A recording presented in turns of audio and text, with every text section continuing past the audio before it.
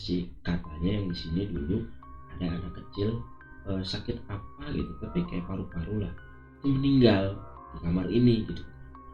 Nah, dari situ gue langsung mikir, wah cabut, besok gue harus cabut ini, gue bilang gitu, mau nggak mau gue harus sehat nih, trombosit gue harus naik nih, gue bilang gitu kan. Kali ini gue akan menceritakan tentang kejadian horor yang gue alami, kisah nyata ya, yang menurut gue itu serem banget lah ya, tapi ada lucunya juga. Waktu itu pada tahun 2017. Nah, waktu itu tuh gue kebetulan kena penyakit DBD. Waktu itu gue merasa panas lah badan gue tuh di hari pertama, panas banget, sampai tulang-tulang gue tuh udah berasa ngilu semua. Nah, waktu itu gue ngubungin bokap gue, minta antar ke rumah sakit. Nah, rumah sakit itu tuh memang terkenal angker lah katanya, rumah sakit di daerah Jakarta, memang kayak rumah sakit Islam gitulah gitu. Nah, jam 2 malam gue minta tolong bokap gue untuk nganter ke rumah sakit itu. Pertama nyampe aja gue kayak udah disambut hal-hal yang berbau mistis gitu. Itu tuh jam 2 malam, parkir di parkiran. Nah, gue lihat tuh dari spion, itu tuh kayak ada ibu-ibu duduk pas di pembatas belakang mobil tuh, ada kayak tempat duduk kayak trotoar lah gitu. Nah, tuh kayak ada ibu-ibu duduk gitu. Nah, bokap gue tuh nggak ngeliat, tapi gue ngeliat tuh di spion pas muter begini, itu kayak ada ibu-ibu di belakang. Tapi bokap gue tuh nggak lihat. Gue pikir bokap gue akan buka kaca dan bilang gitu, maksudnya misi bu gitu. Tapi enggak, bokap gue main muter belakang, masuk gitu. Nah, gue kaget. Akhirnya gue bilang bokap gue, pak bentar, ada ibu-ibu di belakang gitu. Tapi bokap gue lihat nggak ada. Akhirnya pas gue turun, itu gue lihat memang dalam keadaan badan gue tuh lagi panas banget gitu kan. Gue merasa aduh udahlah bodo amat gitu. Pas gue turun, gue memang nggak ada orang, tapi gue lihat itu ada ibu-ibu lagi duduk. Mungkin karena gue udah panas dan halusinasi gitu kan. Nah, terus masuklah gue ke IGD. Nah, masuk IGD itu kayak udah disambut gitu. Masuk IGD ya mungkin dulu pada pernah lah ya masuk IGD dalam keadaan malam. Tiba-tiba pas baru masuk tuh kan pintu itu kebuka otomatis. Baru masuk itu tuh udah banyak tempat-tempat tidur pasien, udah diisi penuh lah gitu. Baru masuk tuh di sebelah kiri udah ada tempat tidurnya tuh. Itu tuh ada orang lagi sekarat, ada keluarganya juga. Dan itu makin ketakutan gua. Waduh, nah bokap gua tuh jalan aja. Kayak dia tuh nggak peduli gitu. Entah nggak peduli atau nggak tahu, atau memang sengaja diberani-beraniin, gue juga nggak tahu tuh ya. Melihat hal itu tuh gue langsung berasa deg-degan gitu. Tuh jantung gue tuh kencang banget waktu itu. Karena baru buka pintu ngeliat orang lagi sekarat udah bunyi gitu kan. Terus keluarganya udah pada nangis, udah ngaji gitu. Dan di sebelah sono juga ada yang baru masuk kecelakaan. Nah, tapi yang aneh bokap gue tuh kayak mungkin nggak peduli ya. Jadi fokus di gue aja udah. Dia masuk langsung ke meja resepsionis yang di tengah ke suster. Bahwa memang gue untuk diperiksa. Akhirnya dibilang sama susternya, yaudah berbaring aja di sana gitu. Nah, kebetulan itu kan orang baru kecelakaan tuh kalau nggak salah ada lagi mau itu tuh di sebelah sini gue pindah karena gue ngeliat baru masuk duduk tuh udah semakin sekut jantung gitu kan. Akhirnya gue pindah ke sebelahnya lagi, ditutuplah hordeng. Datanglah suster nyamperin gue, bokap gue lagi ngurus administrasi tuh waktu itu. Datang suster, detensi dulu gitu. Cuma tuh deg-degan gue tuh tinggi banget gitu, udah pucet gue ngeliat situasi di GD tuh kayak aduh bagaimana ya. Akhirnya pas detensi itu susternya bilang, waduh ini mah hipertensi katanya. Ya akhirnya gue ngaku saya kaget gitu baru masuk IGD melihat hal seperti itu, jadi mungkin jantung saya kenceng jadi kelihatan hipertensi, sebenarnya sih enggak gitu. Akhirnya beberapa kali dites ya normal, kali ya ditenangin sambil ngobrol tuh dites tensi lagi, akhirnya normal. Nah gak lama datang lagi suster tuh untuk nanyain gitu sambil ambil darah. Nah, sakitnya apa, panas lah gue sebutin gitu kan, panas udah badan ngilu-ngilu tuh, pusing lah segala macem, gue udah sebutin tuh sama suster. Nah susternya bilang ya udah ambil darah dulu. gitu, nanti cek laboratorium, sekarang berbaling aja dulu. Nah, akhirnya bokap gue nggak lama tuh habis ngurus administrasi balik nyamperin gue, gimana udah dites, udah ambil darah, udah tes urin juga udah, ya udah tinggal nunggu hasilnya. Nah itu sekitaran 1 jam atau 2 jam datanglah suster, bilang atau memang oh ini kena DBD harus dirawat katanya. Wah gua kan nggak mau ya, kalau gua di rumah sakit tuh kayak bukan trauma ya, apa kayak fobia kali ya, tapi bukan fobia juga, kayak rasa ketakutan tinggi kalau di rumah sakit gitu. Akhirnya nggak lama ya udah bokap gua ngurus administrasi, tuh gua dituntun tuh bawa pakai kursi roda ke tempat administrasi untuk rawat inap registrasi. Akhirnya dapet lah tuh kamar. Nggak lama dari itu tuh bokap gue nyamperin gue bahwa memang udah dapat kamar nih, itu di lantai 3 katanya.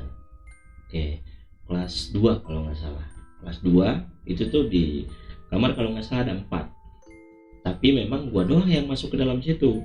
Pas masuk tuh gue berbaring, habis kelar infus lah ya, habis kelar infus baru gue masuk ke dalam kamar.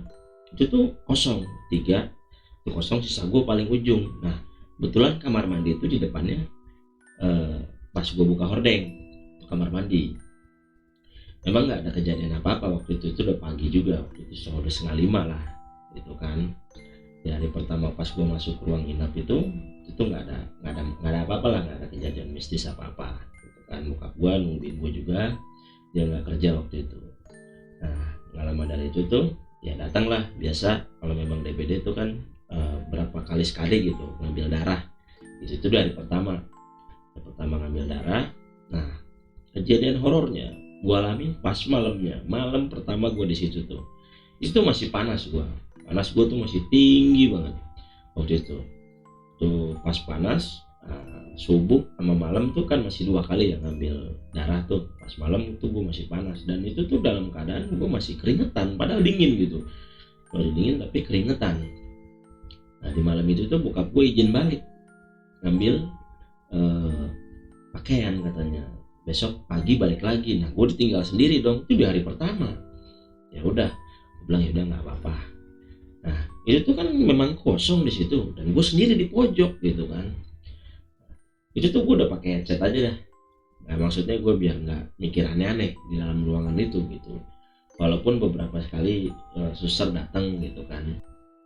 Pas gue asik lagi dengerin lagu, nah itu tuh nggak lama kan lagu habis tuh, itu gue denger suara kayak keran di kayak shower di kamar mandi itu bunyi gitu.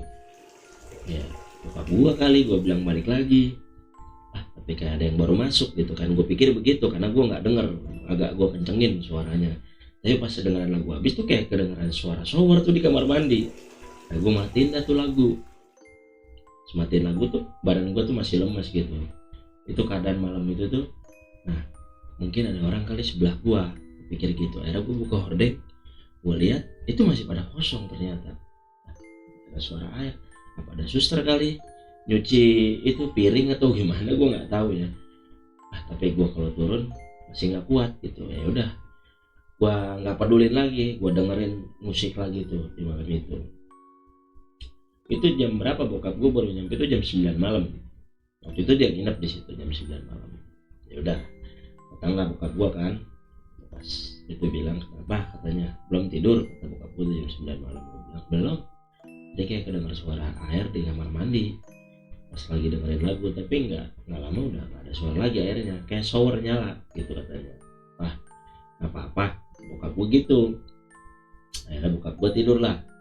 Nggak lama di sebelah gue tuh, gue masih belum bisa tidur tuh, keadaan karena kayak kelayangan gitulah, masih di malam pertama tuh berasanya. Ya udah akhirnya gue paksain tidur tidurlah gue tuh. Nah pagi-paginya itu tiba-tiba aja tuh, pagi-pagi sekitaran jam 7:30, mungkin di rumah sakit itu tuh ada ritual ya, bukan ritual namanya apa, kalau setiap hari mungkin ada yang ngajiin gitu, yang ngedoain. Bapak-bapak sering masuk ke kamar-kamar pasien untuk ngedoain gitu, nanya nama siapa, terus didoain sakitnya apa, nanti didoain gitu. Nah cuma kan gue belum pernah masuk rumah sakit ya, dan gue belum tahu gitu prosedur di situ seperti apa. Tiba-tiba tuh 7:30 tuh gue kebangun karena ada orang masuk. Tiba-tiba assalamualaikum. Nah gue bangun kaget. Wah, gue liatin siapa ya. Nah bapak-bapak ini bilang assalamualaikum. Nah pikiran gue tuh langsung aneh, jauh gitu kan. Kalau gue jawab kelar nih hidup gue bilang mungkin malaikat kali apa gimana kan, gue nggak tahu ya. Akhirnya dia bilang assalamualaikum, berkali-kali gue diem, gue nggak jawab. Kalau gue jawab mungkin gue kelar gitu kan. Akhirnya gue diem aja. Akhirnya gue jawab waalaikumsalam. Oh ya, namanya siapa katanya. Oh gue sebut aja nama gue kan, karena dia lihat juga dari papan nama ada. Akhirnya disebut, oh sakitnya apa? Dia bilang sakitnya DBD. Gue bilang gitu. Oh ya udah, semoga cepat sembuh ya, didoain gitu. Lama dia keluar. Nah, lama dia keluar tuh Pak Ustadz pakai peci lah, rapi gitu. Dia bawa kayak buku doa gitu. Nah, bokap gue masuk. Gue bilang gitu, tadi ada bapak-bapak datang ngedoain katanya. Nah, nggak ada. Nah, situ kan gue makin takut ya. Maksud gue nih bokap gue ngelihat nggak sih? Nggak lama loh. Maksud gue pas dia keluar, mungkin gue juga nggak ngeliat dia keluar pintu. Tiba-tiba tuh bokap gue masuk bawa makanan gitu. Ini makan dulu katanya gitu. Nah, gue bilang, dia nggak lihat bapak-bapak datang habis ngedoain? Nggak ada. Emang ada di sini? Nggak tahu. Gue bilang. Nah, di situ tuh gue masih kepikiran gue sampai siang akhirnya ketemu suster masuk untuk ngasih lagi infus yang kayak ada urat-uratnya tuh, gue nggak tahu tuh namanya apa, saraf gitu. Gue tanya akhirnya, sus memang di sini pagi-pagi ada bapak yang ngajiin? Oh ada, memang di sini setiap pagi ternyata ada yang ngedoain, yang masuk ke kamar-kamar pasien untuk ngedoain. Cuma pikiran gue udah parno aja di situ. Aduh, mungkin kalau misalkan suster bilang oh nggak ada, wah gue minta cabut tuh dari kamar langsung. Maksudnya gue udah sehat aja lah, karena nggak berani gitu kan. Nah tibalah di malam ketiga nih. Malam ketiga tuh baru tuh muncullah gangguan aneh. Itu tuh bokap gue udah nggak nginep ya, karena mungkin besok dia gawe. Bokap gue tuh pulang jam 11 malam waktu itu. Besok dia gawe, tadinya mau nyuruh nyokap gue karena nyokap juga lagi enak badan. Akhirnya gue sendiri ya kan. Nah gue sendiri tuh tidur. Untung gue nggak bisa tidur karena sendirian ya.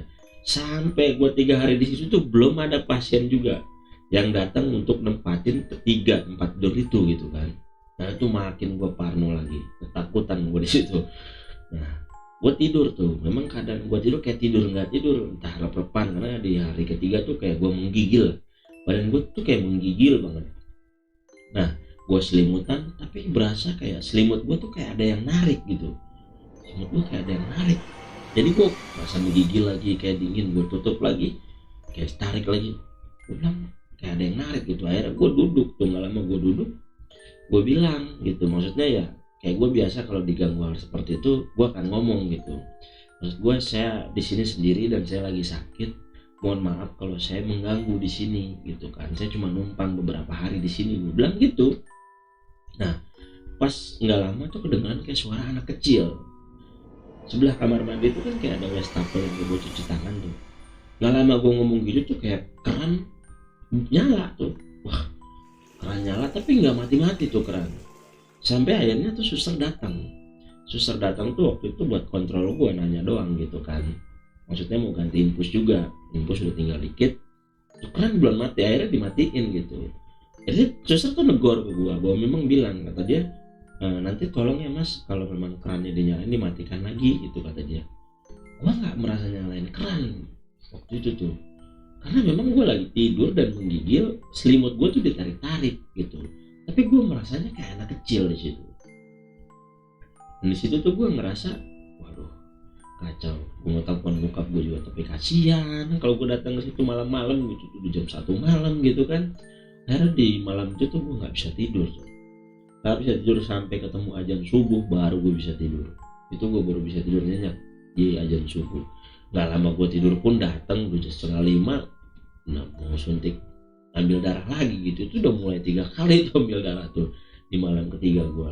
Itu tuh udah ngerasa gue udah nggak nyaman di situ sebenarnya. Temulah di malam keempat ya, barulah ada pasien masuk tuh, ibu-ibu sakit. Ada ditemenin sama anaknya perempuan. Cuma ya seumur-umuran masih kuliah lah anaknya gitu itu nungguin gitu kan. Itu anaknya perempuan karena pas memang di sebelah wastafel tuh berhadapan. Kalau gue buka hordeng tuh langsung ke kamar tidurnya dia itu kan. Nah di situ tuh kan ada TV ya, TV itu di pojok jadi kayak bisa kita connecting untuk nonton sama-sama gitu kan. Nah kebetulan waktu itu remote di gua ambil nonton tuh ya, gua matiin lah tuh remote, gua taruh di sebelah lemari itu yang buat makan yang buat taruh obat tuh, gua taruh di situ. Gua tidur gitu kan. Gak lama tuh TV nyala ya, gua pikir karena memang di depan mau nonton kali ya gitu kan. Yang di depan gua tuh mau nonton mungkin anaknya sambil nungguin ibunya gitu kan. Nah tapi gua mikir lagi kan remote di gua nengok kan remote masih ada. Wah gak beres nih gua bilang nih gitu kan. Nah itu tuh bokap gua juga belum nungguin itu, bokap gua masih belum pulang gawe waktu itu. Kejadian waktu itu jam 10 malam, gua masih nungguin bokap gua buat pulang gawe tuh datang ke situ gitu. Gua tidur tapi gue berasa tenang karena memang udah ada orang di sebelah gitu kan. Intinya gitu aja, mau diganggu kayak apapun yang penting ada orang di depan gue. Kalau gue ada apa-apa maksudnya gue bisa teriak.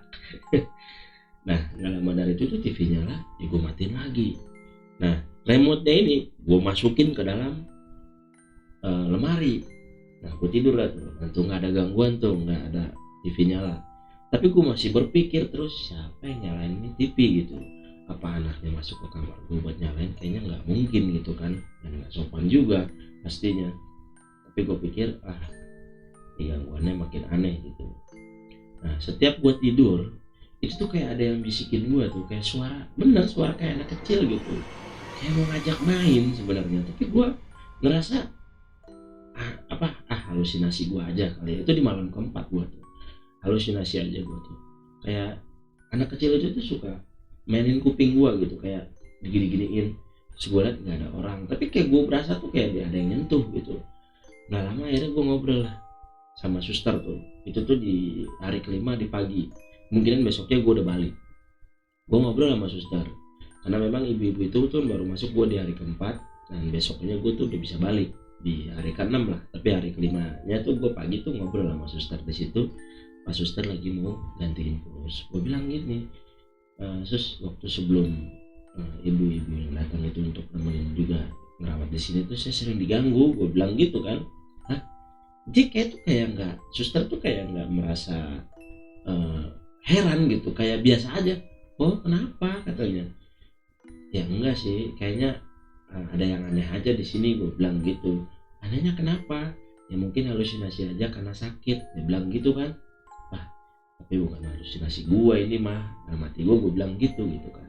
Nah suster itu tuh agak gemuk, dia keluar gitu. Nah sorenya lagi datang lagi tuh yang laki-laki untuk tes ambil darah tuh, yang memang orang udah pakai ini.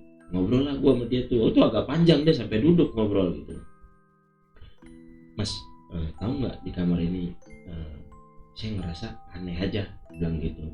Sebelumnya ibu-ibu itu datang, tapi pas sudah ibu-ibu itu datang tuh saya agak lebih tenang gitu. Tadinya sebelum saya sendiri, wah sendiri mas, kata yang bukan itu.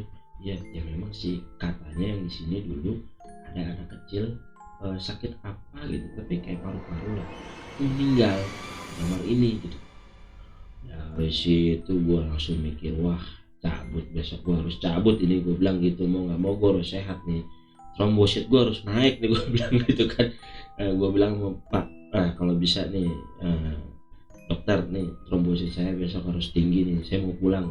Karena gue udah dari yang ngambil darah itu pas ngomong pernah ada yang meninggal di sini anak kecil, itu gue udah langsung feeling, wah bakalan nggak beres nih besok-besokannya gitu kan.